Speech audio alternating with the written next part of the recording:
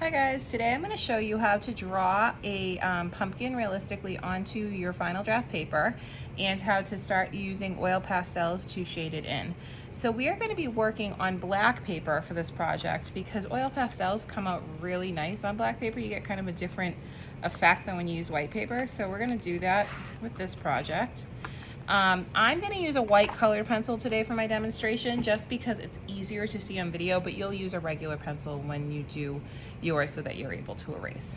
So just a reminder, we're going to draw a really large pumpkin on this square paper. I have a square composition, and I'm going to start by drawing very lightly the shape for my pumpkin. Okay, so you have small pumpkins at your tables, but we're going to kind of blow them up. We're going to make them nice and big and enlarge them onto our paper. So now that I have my pumpkin shape drawn out, I'm going to start with my stem. So right around here, I'm going to make a line for my stem, and I'm looking at my pumpkin as I draw. And get that stem shape kind of drawn in. Okay, I'm not going to put a ton of detail into the stem because I'm going to do that with oil pastel. All right, now I'm going to start to draw my segments. And we had a lot of practice on this yesterday while you're doing practice sketches or thumbnail sketches. So today, you're really just taking your time, getting bigger, and taking your time and going slow and doing, drawing it as best you can so that it looks realistic and it has form. And now back here, I can see some lines as well. And now I have my pumpkin drawn pretty well in pencil, in line only.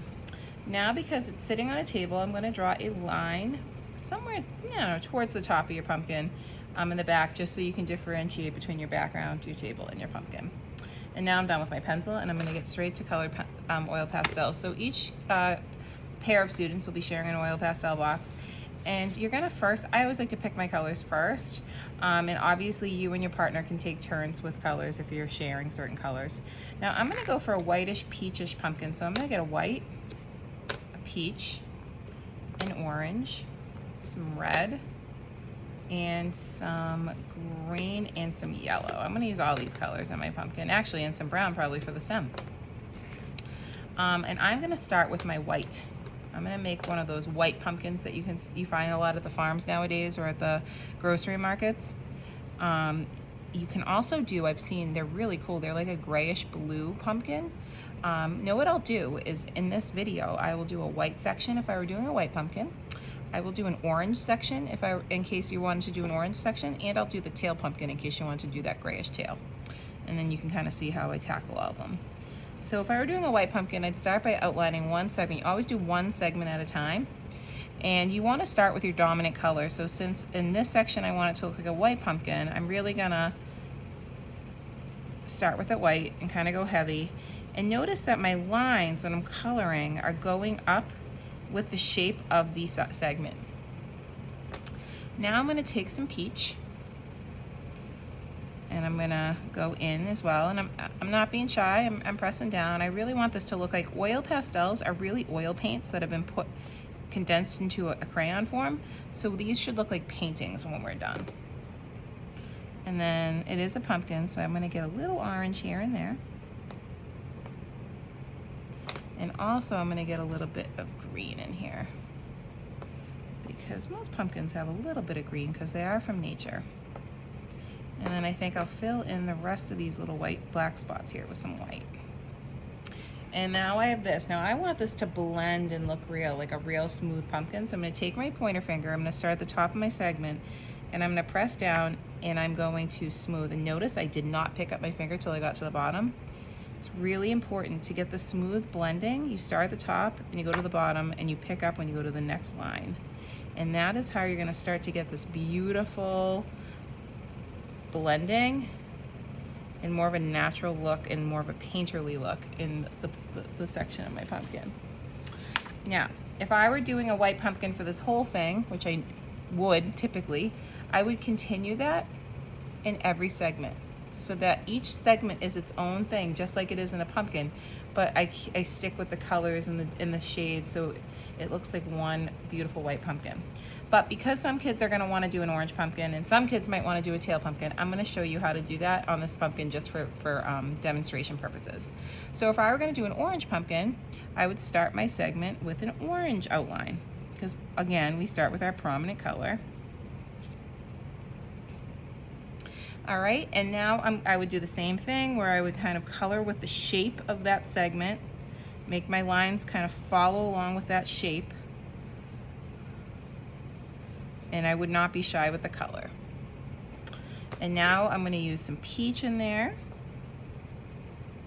to really kind of bump it up, because light colors like white and peach pastels really pop out on a black paper and give you some really nice contrast. Use a little yellow in my orange part. And I am going to use some green as well, just to, because like I said, most pumpkins have a little bit of green in them since they are from nature.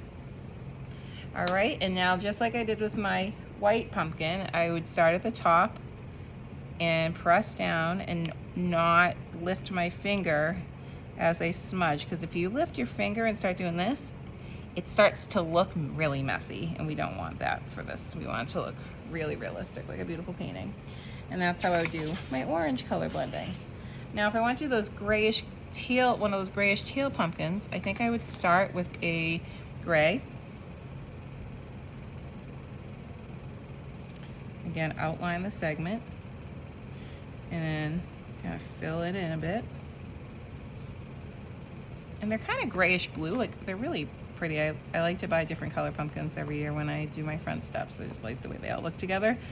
So now I'm going to get some bluish in there, but still a pumpkin, so a little peach needs to get in there too.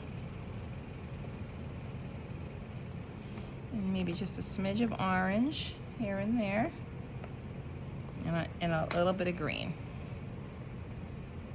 Just here and there, just a little bit. And now that I've done that, I'm going to start with my pointer finger, and I'm going to do the same thing from top to bottom in the shape, not lifting my finger while I'm smudging till I get to the bottom of my segment, and really sticking with the shape so I get that nice look. And that is how I would shade or color a tailish gray pumpkin. So I showed you all three color combinations. I would not mix them in the same pumpkin. The only reason I did was so I could kind of demonstrate how I did the different color families. You want to pick one for your final draft, whether you want an orange pumpkin, a white pumpkin, or a tail pumpkin. And that's that.